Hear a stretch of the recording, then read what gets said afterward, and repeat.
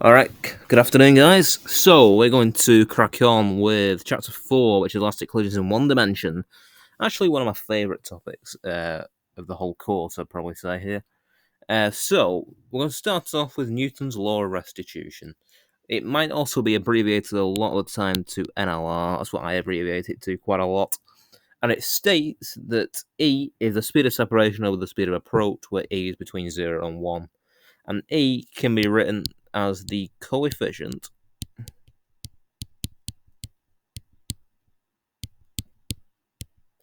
of restitution.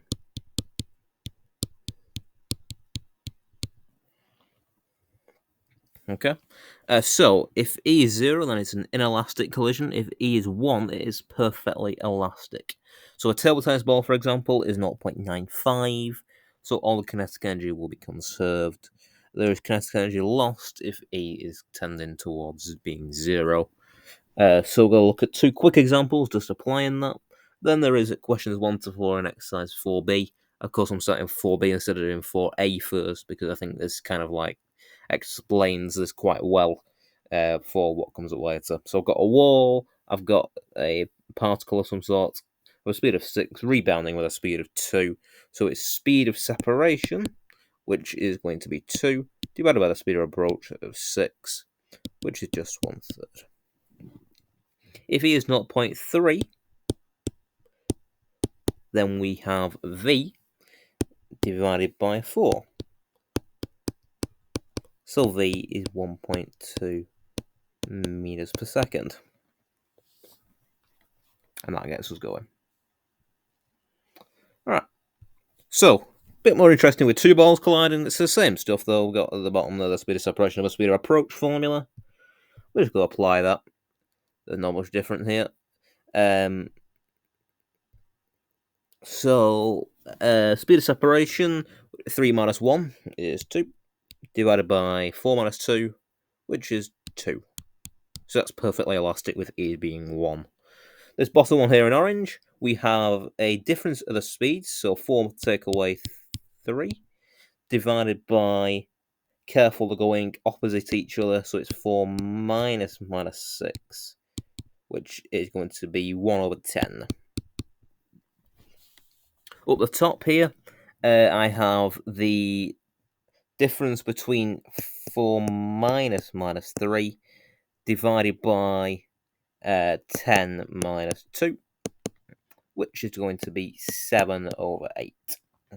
People have a tendency to put 1 over 8 here. We have to be quite careful with those because they're going in opposite directions. Direction matters here. On the last one, we have speed of separation, so 3 minus 1, divided by 3 minus 5, which is going to be 4 divided by 8, or 1/2. The catch I get asked quite a lot is, if I take two balls like that, and I have one of the speed of 3 on the first and the speed of 2 on the second one, then what direction are they going to afterwards?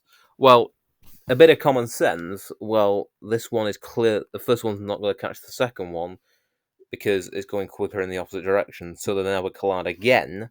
So it's just going to be going in the same direction of the same speed, which is going to be of 3 and 2, but in the same directions that they were previously going at.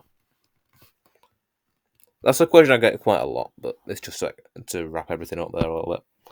Alright. Two balls colliding, and we're going to apply it to some more wordy-ish questions now. So it probably makes sense to split these down a bit into two. So the method for these is you do NLR, you do the principle of conservation of linear momentum, which you did in chapter 1, and then you apply some simultaneous equation stuff. That's the plan with most of these questions. So, here we have that V2 has got to be greater than V1. That's a little bit of knowledge that I know from there. So if I go for NLR first, then I have that 0.25, which is E, is the speed of separation, V2 minus V1, over the speed of approach, 4 take away 2 is 2. So 0.5 is V2 minus V1. Then I apply the principle of conservation of linear momentum. I also write down what I'm doing. So we've got the mass times the previous one, plus 2 times by the mass 3, is got to be 2 lots of V1 and 3 lots of V2. Also going to give you 14. It's got to be 2V1 plus 3V2. So we've got 14 is 2V1 plus 1.5 plus 3V1. So V1 is got to be 2.5. So V2 is going to be a 0.5 plus V1, which is going to be 3.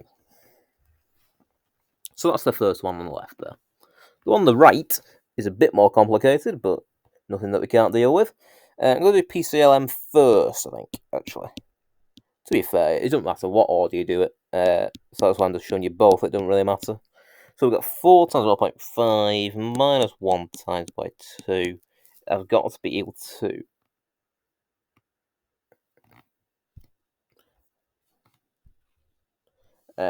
sorry about that.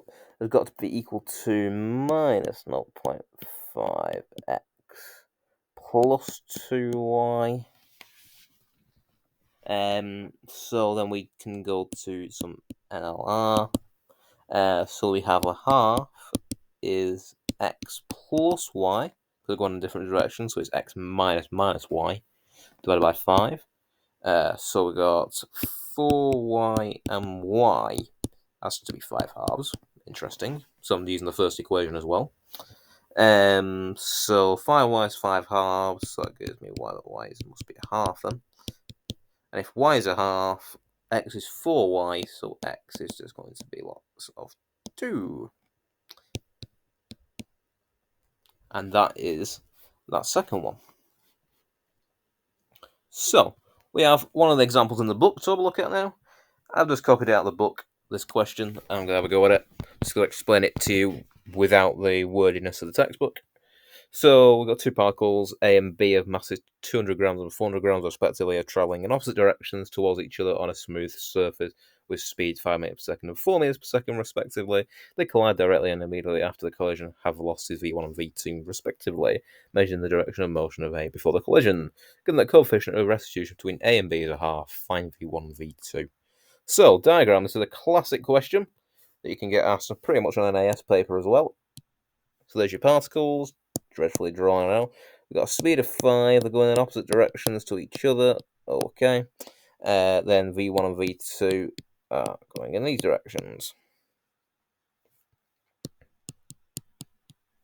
where E is a half. So, come over here, we do PCLM first of all. We go that 5 multiplied by 0.2, which is the mass of the thing. Because remember, these are in grams, so you need to change them to kilos.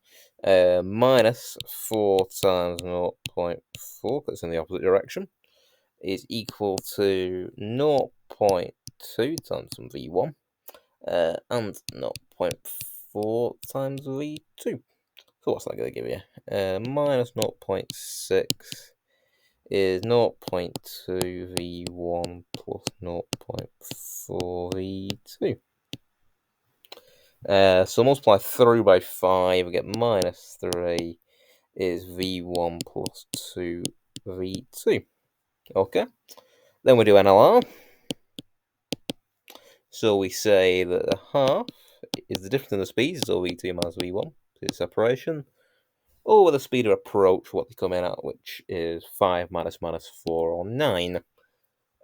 So we got 9 halves, plus our V1 is V2. What I'm going to do is sub that one into the first one that we got before. So we got minus 3 is V1 plus, well, 2 lots of 9 over 2, so 9 plus 2 lots of V1, so 2V1. So we got minus 12 is 3V1, so that means that V1 has got to be minus 4, and V2 is 9 halves minus 4, which is a half. So interestingly, Our 4 is going in that direction because it's minus, so we have to take into direction as well. And your 0.5 will stay in that direction. So this is like us taking a guess before when we're just saying V1 and V2. And then what we get the final answer out, we have to say it is opposite direction.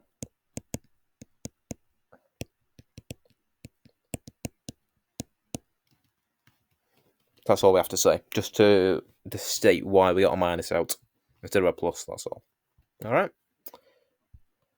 Moving on. Okay, so these are pulled straight out of the book. These are ones for you to have a go at. It's the same old stuff as we've done before. I'm not going to go through these because these are just in the book. You can just have a look at the answers if you want to. So yeah, these are just in the book. And then questions 3 to 6 on the rest of those. We're going to go through one more question, and then I'm going to leave you to it with this exercise. Okay? So, look at this question.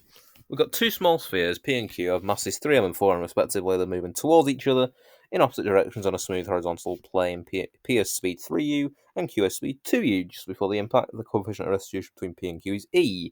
Show that the speed of Q after the collision is that. This is your typical form where you've got a speed over something, lots of something, e plus something. That's what you're going to get most of the time for proving these sorts of questions. Going to say, you sort of spot patterns as well.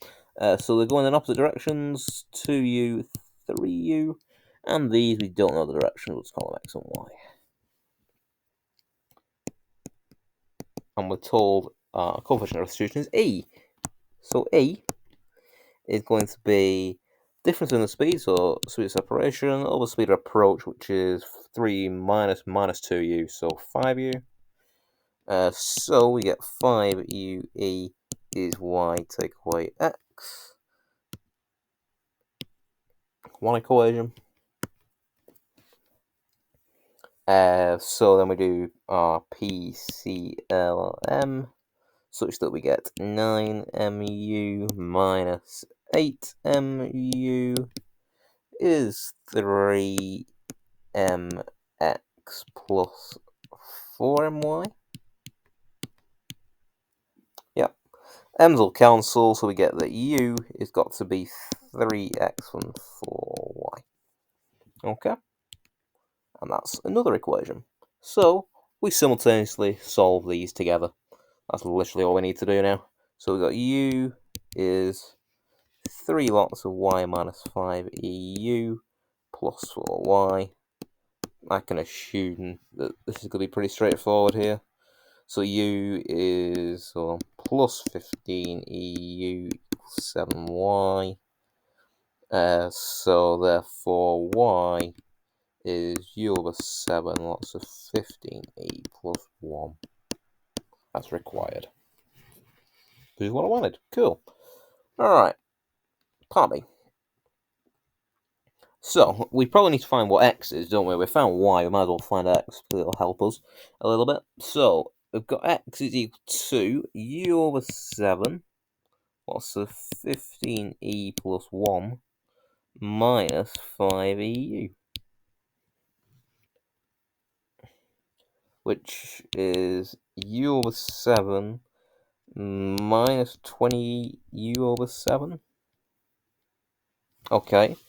The direction's unchanged, so we don't need to change the diagram. So literally, we just need to stick this to be greater than 0.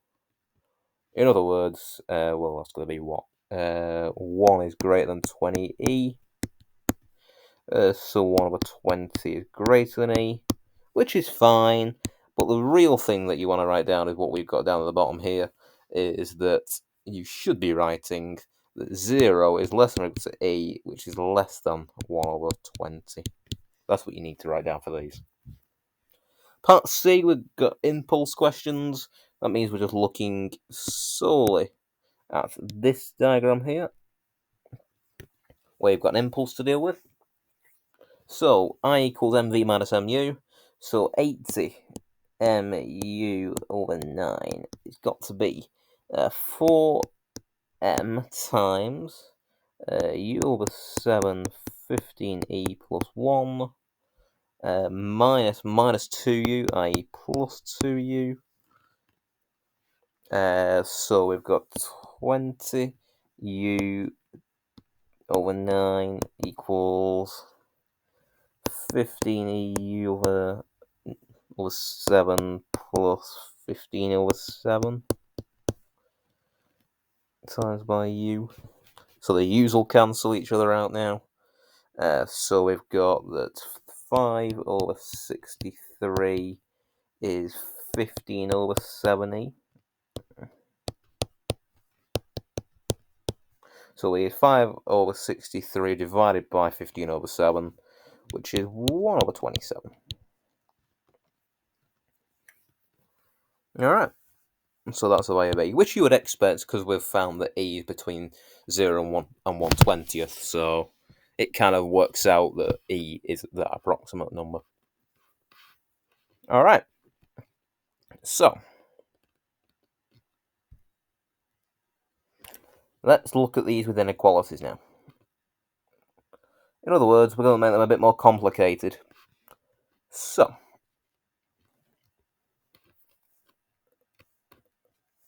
when there is algebra involved with collisions, let's look at this first one down at the bottom. If the direction of the particles is unchanged, so from here, we'd just say that v2 is greater than 0, because that will tell us that that must be positive if the direction is not unchanged. For this one here, for C, this is just a bit of logic. Find the maximum value of v2. Well, v2 has to be at least less than or equal to 4, and that u2 has to be at least greater than 2, because we also need to work out what speed this will get before it will collide again. That's what we're looking for, because we're going in the same direction. Don't forget. If the direction's the same, then this is the idea that you're kind of looking for. For K, up this top one, to be fair, there's not much different with this one either, when we've got K involved. Okay.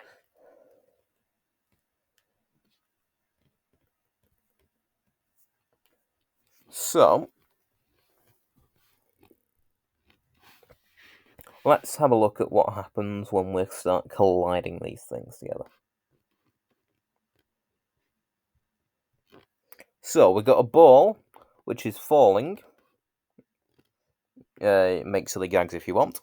22.5 centimeters from rest onto a smooth horizontal plane. Okay. It then rebounds to a height of 10 centimeters. Find the coefficient of restitution between the ball and the plane. Give your answer to 2 sig v. Okay. So essentially what's going on is this diagram here, where we're going to be needing some v squared is u squared plus 2as. So we're going to go all the way back to our knowledge of Suvat. And we have that v equals u plus at, and we have that s is ut plus a half at squared. Those are your key formulae for these. So if we draw a diagram, we've got some initial speed u. It will then drop to some speed v, such that g is going in that direction and it's going to take downwards as positive. So our s is 0.225 because it's in centimeters, we want it in meters. Our initial speed is from rest, so 0. Our acceleration due to gravity will be g, positive, and v will be something I don't know. So I can use our equation number 1 here. So we can use that v squared will be 0 squared plus 2g times 0.225. So v is root 0.45g. And in this case, it's probably worth leaving it as g, because we're taking g as 9.8, remember here.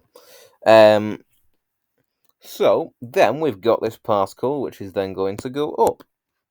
With upwards is going to be positive this time, and downwards, of course, is going to be g. So they're going in opposite directions. It rebounds to a height of 10 centimeters, so s is 0.1. Our u In this case, is what we want to find. Our v is going to be 0.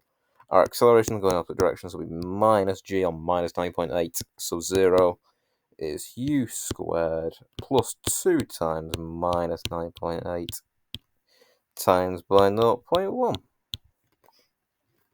So u is root 0.2 times g, or 9.8 if you want to put it in that.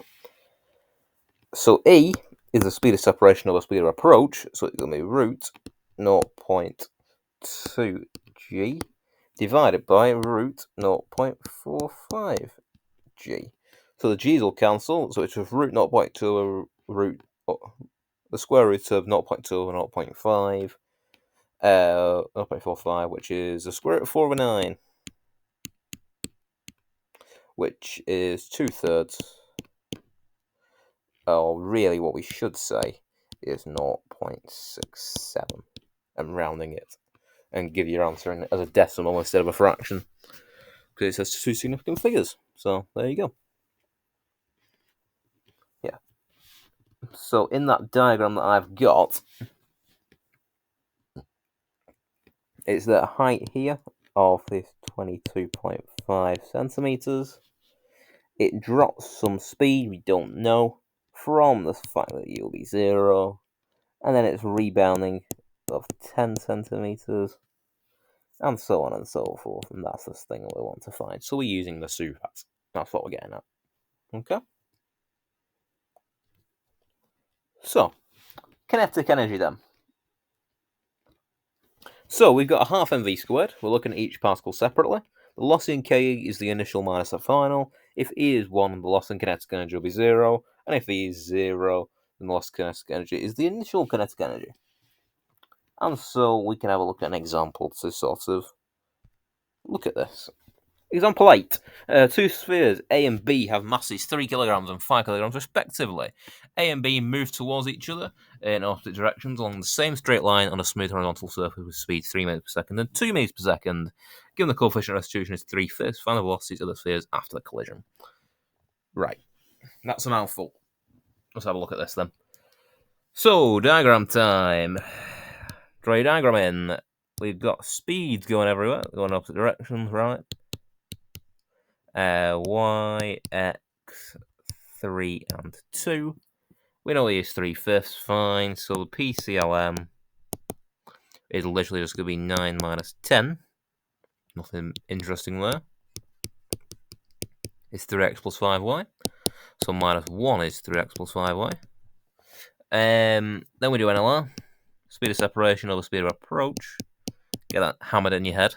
Y minus x divided by difference in the speed. 3 minus 2, so it's going to be 5. I.e., well, 5 will cancel only, so 3 is y minus x. I.e., y is just the same as 3 plus x. And we can sub that one into the top equation there. We're getting as x is minus 2. And then y would end up coming out as 1. Okay, minus 2. So essentially it's reversed. So if that's minus 2, that's 1. So it's actually going in the opposite direction. But it doesn't really matter as long as you state it. Part B, find the loss in Ke. So the initial